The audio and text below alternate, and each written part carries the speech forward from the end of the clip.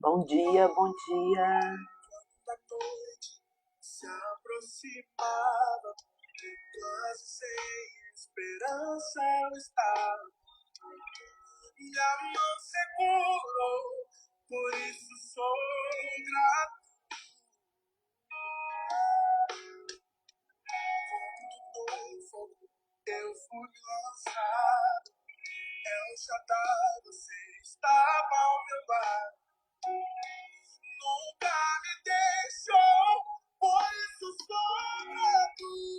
Novo dia recebi, por te amar, ó Deus, e me trouxe até aqui para testemunhar.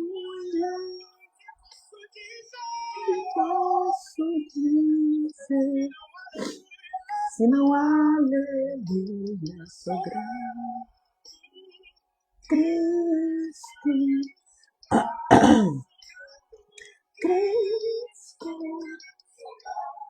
Tô resfriada. Tá difícil cantar. Recebi. Bom dia, bom dia.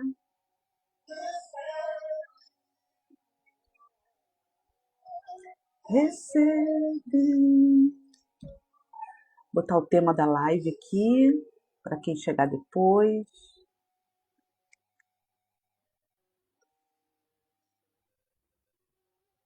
Eu só quero adorar.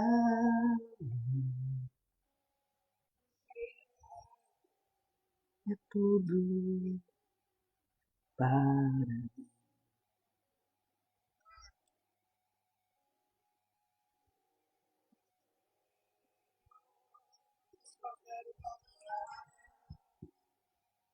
Bom dia, bom dia.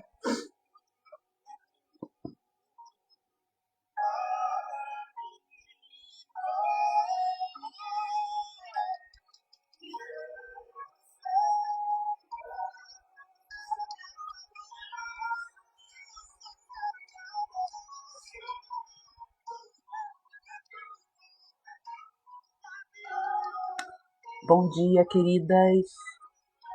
Se eu tossir durante a live, vocês me perdoam. Tô resfriadinha esses dias.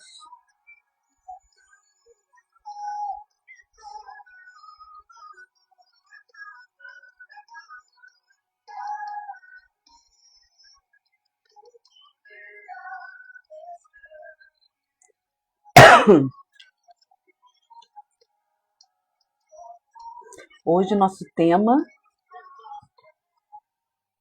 o que fazer com a raiva? Interessante, né? Muitos de nós têm dificuldade, né, de controlar a raiva, né?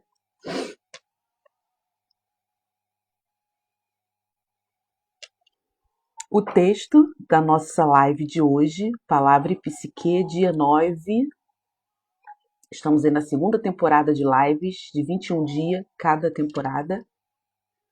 Hoje são 1º de julho. Seja bem-vindo, Júlio, que venha carregado aí com as bênçãos de Deus, né? Provisão. Amém. E o versículo do tema de hoje está em Efésios 4:26. Quando vocês ficarem irados, não pequem. Difícil pronunciar. Apaziguem a sua ira antes que o sol se ponha. Também é um versículo muito conhecido, né? Sobre a raiva. Durante muito tempo, muitas pessoas aprenderam que sentir raiva era incompatível com a vida cristã, não é verdade? Como consequência, passaram a esconder esse sentimento, acreditando que ignorá-lo seria uma demonstração de maturidade espiritual. Um pinguinho de religiosidade aí, né? No entanto, a Bíblia apresenta uma perspectiva diferente. O apóstolo Paulo não diz, não sintam raiva, nunca sintam raiva. Pelo contrário, ele afirma, quando vocês ficarem irados, não pequem. Essa pequena diferença muda completamente nossa compreensão sobre essa emoção, né? A raiva por si só não é pecado. Ela faz parte da experiência humana e pode surgir diante de situações de injustiça, de abuso, desrespeito, perda ou frustração. O próprio Jesus manifestou indignação ao encontrar o templo transformado em um mercado. Lembra desse versículo? Está lá em João 2, do 13 ao 17. Sua reação não foi impulsiva nem destrutiva, mas coerente com o zelo pela casa do Pai. O problema não está em sentir raiva, ok? O perigo está na maneira como respondemos a ela. E o perigo geralmente está nisso, né? Como respondemos aos nossos sentimentos, às nossas emoções, né? Quando a raiva é reprimida por muito tempo, ela pode transformar-se em amargura. Você já viveu isso? Ressentimentos ou adoecimento emocional. Aí que mora o perigo. Quando a raiva se transforma em adoecimento emocional. E tudo isso é gradativo, né? Primeiro vem a amargura, depois ressentimento, depois o adoecimento.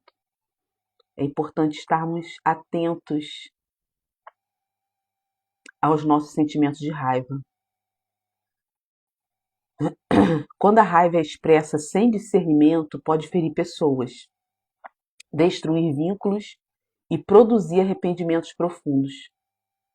A sabedoria bíblica nos convida a reconhecer essa emoção, né? Não negá-la, né? É isso que a gente sempre fala aqui, a gente não tem que negar as nossas emoções, né? Mas reconhecê-las e elaborá-las. E aprender a direcioná-la de forma saudável, né? Elaborando ela.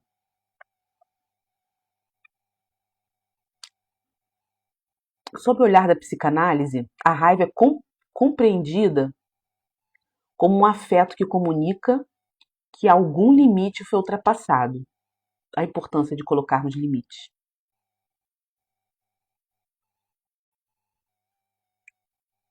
Ou alguma necessidade importante foi frustrada.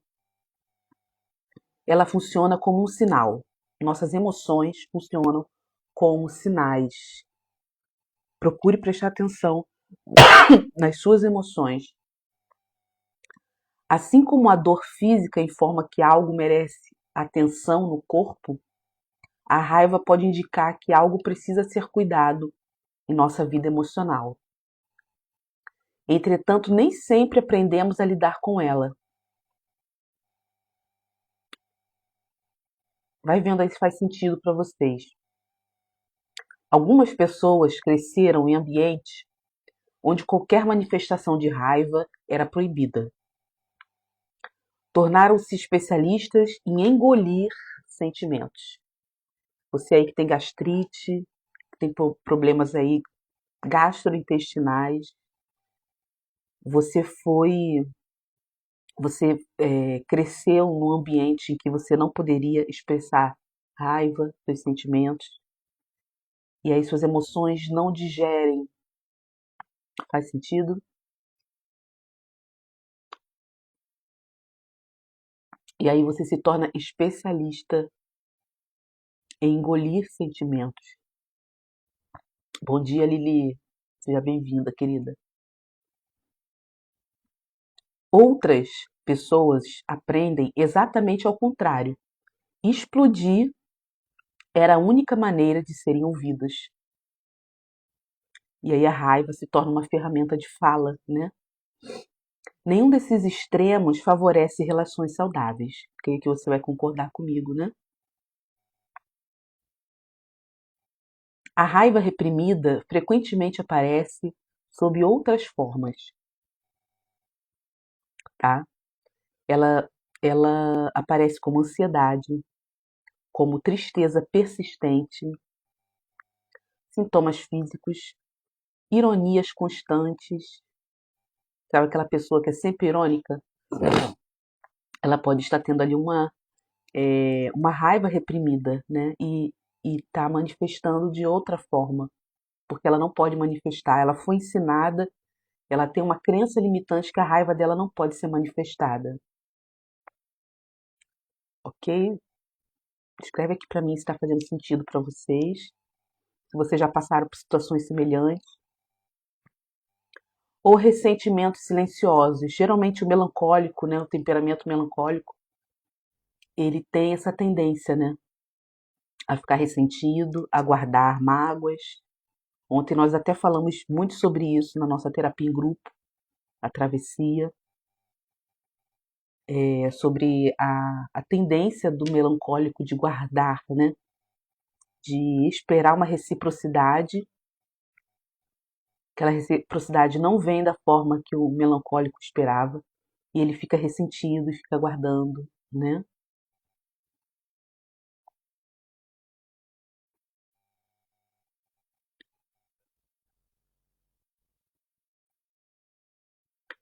Já a raiva impulsiva costuma provocar danos difíceis de reparar.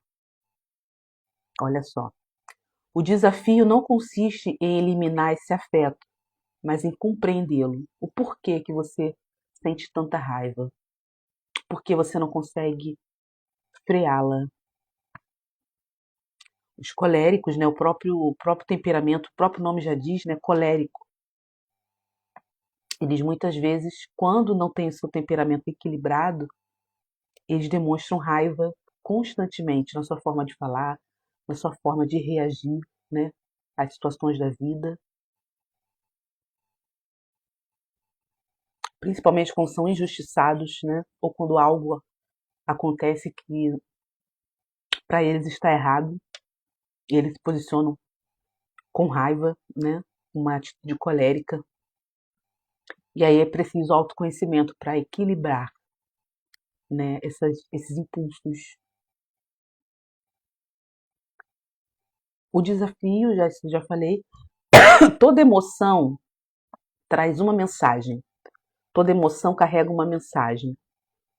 Imagina aquela garrafinha, em muitos filmes, desenhos animados, a gente vê uma garrafinha que é encontrada na praia, que o mar trouxe, com uma mensagem dentro daquela garrafinha.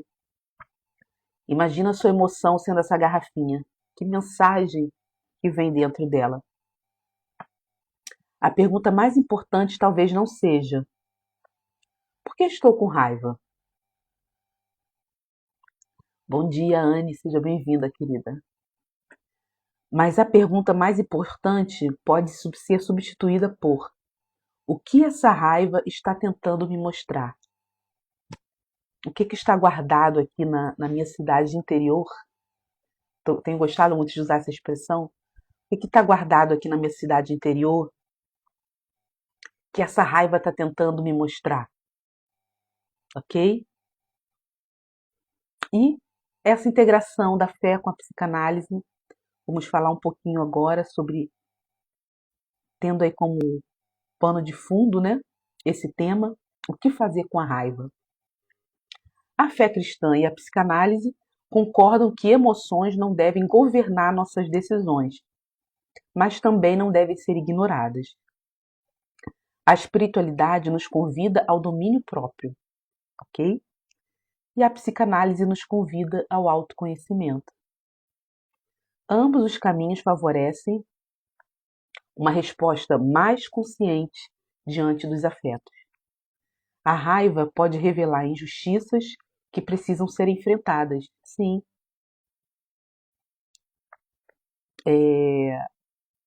Deus nos deu esse sentimento. Ele precisa ser equilibrado, mas ele tem uma função. Você pode estar vivendo aí uma injustiça, né, que precisa ser enfrentada e muitas vezes a raiva ela entra, né? Nós nós falamos aqui do zelo de Jesus com o templo, né? Quando ele explodiu em raiva ali com aqueles mercadores, comerciantes que estavam ali vendendo na frente do templo, né? A raiva pode denunciar situações de abuso que já não pode continuar. Se todas as pessoas que fossem abusadas conseguissem manifestar sua raiva, provavelmente muitos abusos não iriam acontecer. Mas muitas vezes a pessoa se cala, né? Então a raiva, ela tem um propósito. Deus colocou esse sentimento em nós porque ele tem um propósito, né? Por outro lado, ela também pode revelar expectativas irreais, feridas antigas, ainda abertas, ou interpretações que merecem ser revisitadas. É aquilo, que mensagem que esse sentimento, que essa emoção está te trazendo, está te comunicando. Por isso, antes de agir, é importante escutar. Escutar a emoção, escutar a sua própria história, escutar a direção de Deus. É preciso essa sensibilidade, desenvolver essa sensibilidade que você não tem hoje. Quando a raiva encontra espaço para ser compreendida, ela deixa de ser apenas uma força destrutiva e pode transformar-se em energia para mudanças necessárias. Uau! Temos aí pessoas tão importantes, né, na nossa história. Lembrei agora Martin Luther King. Se ele não usasse aquela indignação dele, aquela raiva dele para um propósito, né? Provavelmente hoje nós não teríamos certas questões de liberdade, né? Principalmente lá no país dele, né? Tantas outras pessoas, né,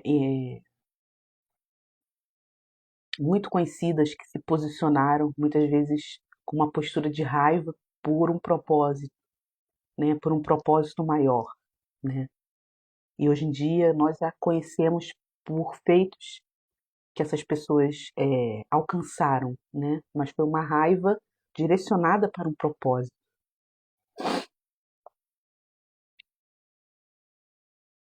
Ela transforma-se em energia para mudanças necessárias. A maturidade emocional não elimina a intensidade dos sentimentos. Ser maduro não vai fazer com que você não sinta raiva. Você vai sentir raiva, mas você vai saber direcioná-la.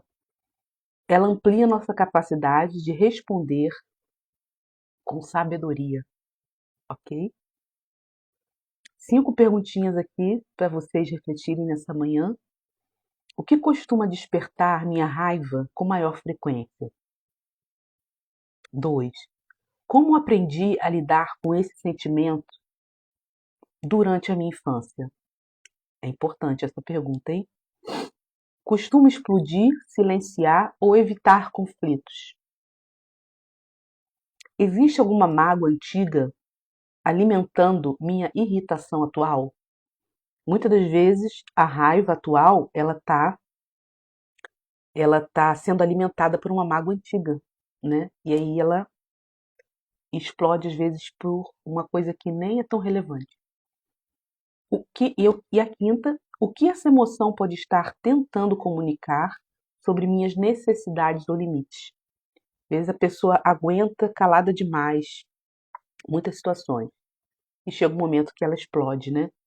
O temperamento fleumático é muito assim. Ele fica calado e vai absorvendo, vai absorvendo, vai absorvendo, chega uma hora que ele explode e a pessoa fica irreconhecível. Então é preciso também dosar, se autoconhecer, perceber quando você está engolindo o sapo demais e está extrapolando o seu limite, né?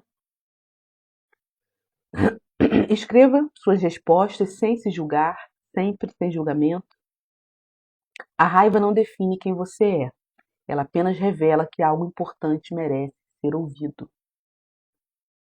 E o exercício simbólico do dia se chama o termômetro da raiva. Você vai precisar aí de uma folha de papel, um lápis ou caneta, e aí você vai desenhar um termômetro, ocupando aí boa parte da folha, tá? Um termômetro você pode fazer, se você não souber desenhar, pode fazer uma linha, deixa eu ver aqui se é uma linha horizontal ou vertical. Faz uma linha vertical na sua folha, tá? Embaixo do termômetro geralmente tem uma bolinha, né? Você pode desenhar uma bolinha e uma reta. E aí, na parte inferior, onde está a bolinha, você vai escrever calmo, tá? Que é quando a temperatura está mais baixa. E na temperatura mais alta, você vai escrever assim, muito irritado, tá? Lá em cima do termômetro. Agora pense em situações vividas nos últimos dias. Marque no termômetro, você pode fazer vários tracinhos, como se fossem níveis, né? Marque no termômetro o nível de intensidade da raiva que sentiu em cada uma dessas situações que você viveu. Se foi muito calma, se foi muito irritada, você vai marcando ali. Por exemplo,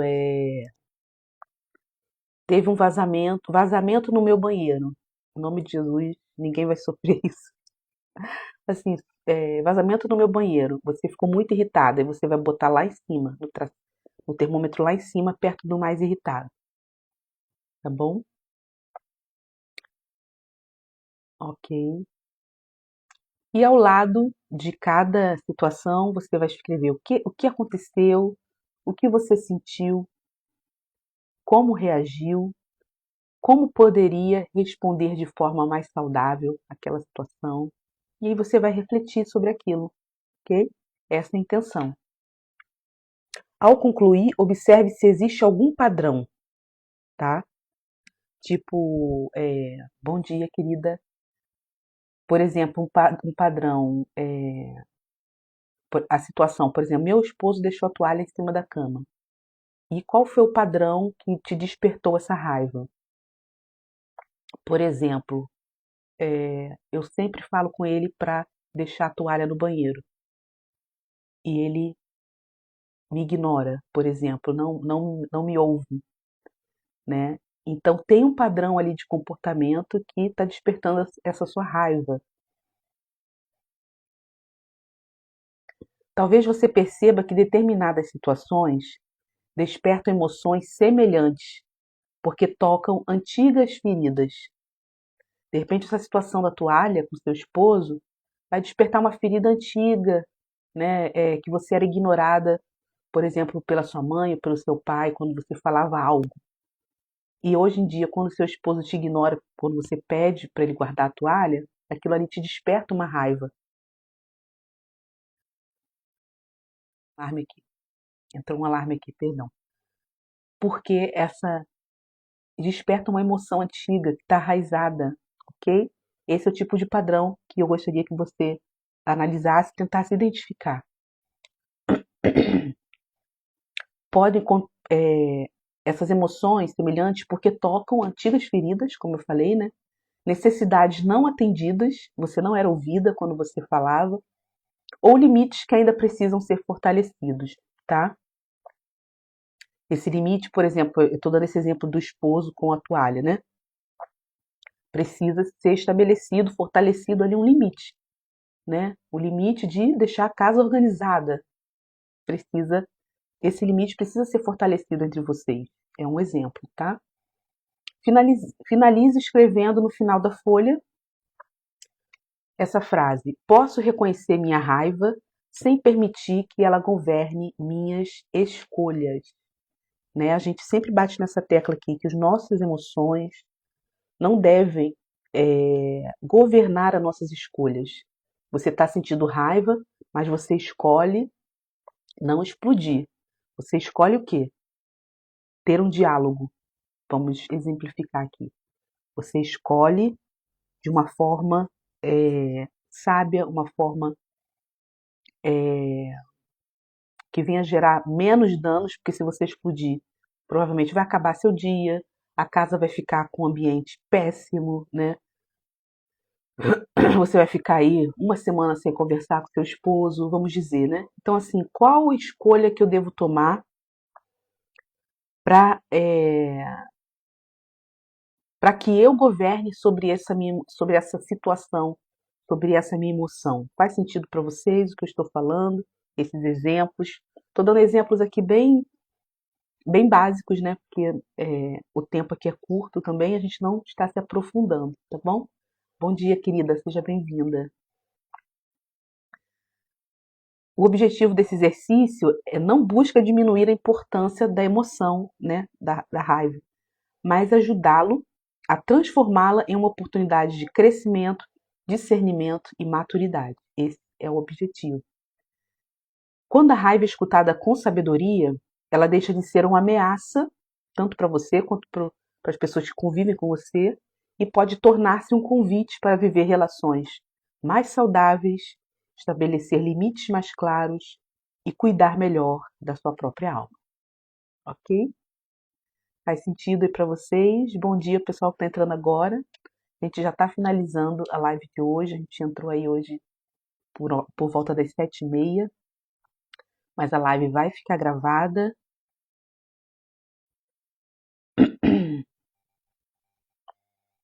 A live vai ficar gravada, você pode assistir depois. Eu vou subir ela aqui no meu TikTok e lá no meu canal do YouTube. Os links estão na minha bio, caso você queira visitar lá o meu conteúdo nessas outras plataformas. Será um prazer, tá bom, meus queridos? Espero que o tema de hoje tenha feito vocês refletir, que é essa nossa intenção aqui com as lives Palavra e Psique, tá? Hoje foi o 9º dia da segunda temporada de lives, são 21 dias cada temporada, e amanhã a gente volta com o dia 10, né? E o tema para adiantar aqui para vocês é o lugar da tristeza. Vou deixar aqui um spoiler para vocês. A gente vai usar aí o texto de Eclesiastes 3:4. Há tempo de chorar, há tempo de rir, tempo de prantear e tempo de dançar. Onde está a tristeza? A tristeza tem um lugar. Eu vou deixar vocês um pouquinho curiosos para amanhã nós estarmos aqui juntinhos, tá bom? Espero estar melhor dessa gripe e poder vir fazer a live, tá bem, queridos? Agora eu tenho uma consulta, né, já agendada e eu vou precisar sair, tá bom? Um beijo, fiquem com Deus, Deus abençoe, tá bom? Beijos.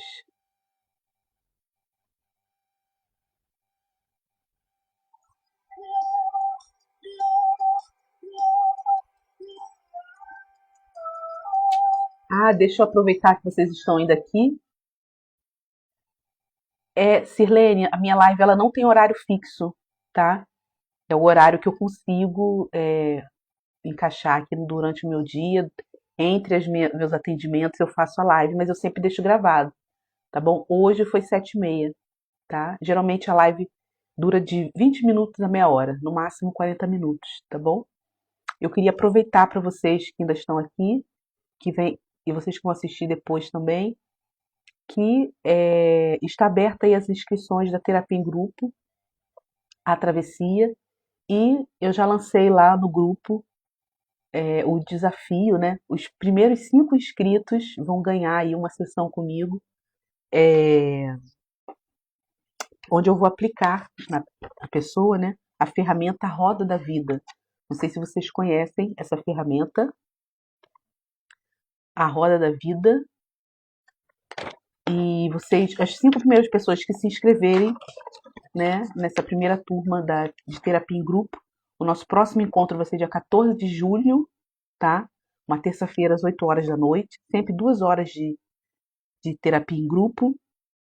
A cada 15 dias a gente vai ter um encontro, tá bom? E essa ferramenta da Roda da Vida, ela é poderosa para ajudar a medir o nível de satisfação em diferentes áreas da sua vida, tá? É uma sessão em torno de 1 hora que eu vou fazer com a pessoa, né? E aí a gente vai ali verificar o nível de satisfação na sua área pessoal, profissional, relacionamentos e qualidade de vida, tá bom? Então, os 5 primeiros que aderirem, confirmando o pagamento, é um valor bem simbólico, principalmente na primeira turma. Estou cobrando a metade do valor. Vão ganhar aí esse encontro comigo, uma sessão para que eu possa aplicar essa ferramenta. Tá bom, meus queridos? Vejo vocês então. Beijo.